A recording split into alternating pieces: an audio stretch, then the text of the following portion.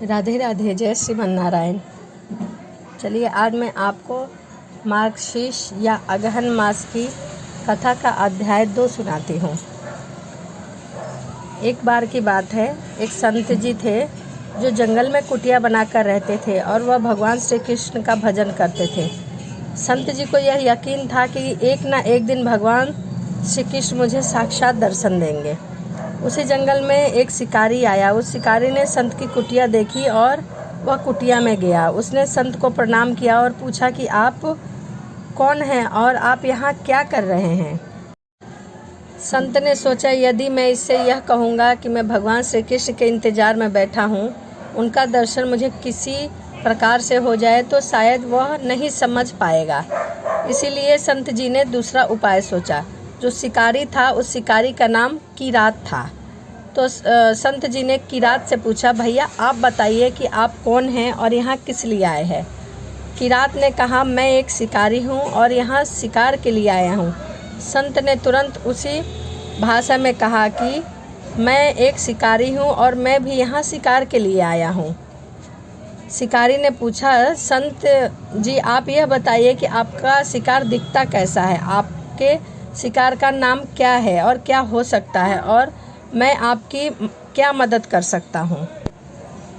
संत जी ने सोचा कि इसे कैसे बताऊँ। फिर संत जी कहने लगे कि मेरे शिकारी का नाम कृष्ण है और वह दिखने में बहुत सुंदर है, सांवला सलोना है, उसके सिर पर मोर मुकुट है, हाथों में बंसी है। ऐसा कहकर संत जी रोने लगे। किरात बोला, बाबा रोते क्यों हो? मैं आपके शिकार को जब तक ना पकड़ लूँ तब तक पानी भी नहीं पीऊँगा और आपके पास नहीं आऊँगा। अब वह शिकारी घने जंगल के अंदर गया और जाल बिछाकर एक पेड़ पर बैठ गया।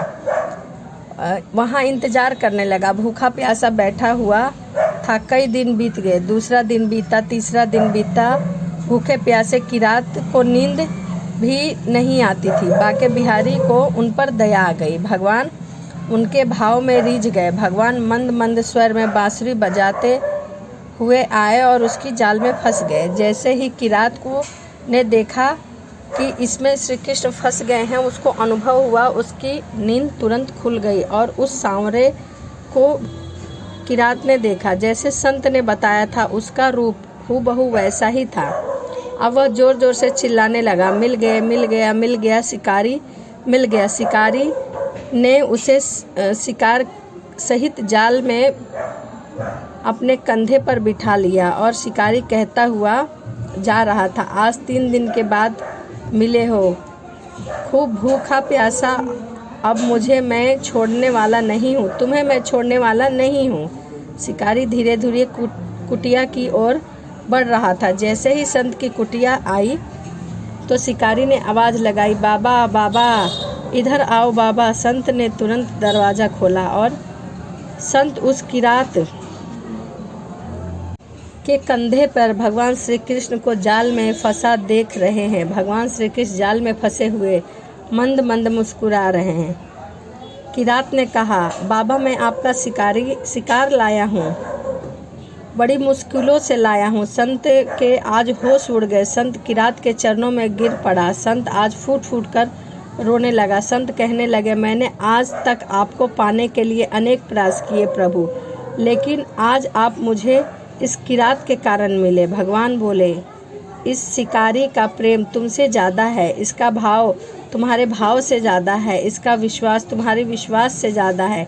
इसलिए आज जब 3 दिन बीत गए तो मैं आया हूँ और मैं तो अपने भक्तों के अधीन हूँ और आपकी भक्ति भी कम नहीं है संत जी। आपके दर्शन के फल से मैं इसे 3 ही दिन में प्राप्त हो गया। इस तरह से भगवान ने खूब दर्शन दिया और फिर वो वहाँ से चले गए।